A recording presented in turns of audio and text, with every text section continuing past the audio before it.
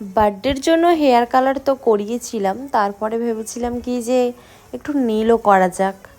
তাই জন্য চলে এসেছিলাম মধুমিতার কাছে নেল করাতে, যেহেতু ও আমার ফ্রেন্ড টাইপের হয়, তাই আর কি আবদারটা ওর কাছে করেই ফেলেছিলাম। আর এখানে দেখতে পাচ্ছ আমার নেলের প্রসেসটা এখন চলছে।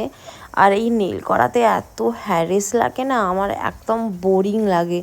কতক্ষণ ধরে যেন নেল হচ্ছে তো হচ্ছে, হচ্ছে তো হচ্ছে। আচ্ছা, এখন যে এরম ভূতের মতো নখগুলো আছে, এরম যদি আমরা অরিজিনালি এরম নখ রাখতাম তাহলে কীরকম হতো বলো তো। বেসিক্যালি যেহেতু নেলটা একটু সিম্পল রাখতে চেয়েছিলাম, তাই জন্য এই নিউড কালারের একটু পিঙ্ক টাইপ শেপ আর একটু আর্ট করা ব্ল্যাক পলিশ দিয়ে আর সেরমভাবে নেলটা রেখেছিলাম। নেলটা কেমন লাগলো তোমরা জানিও।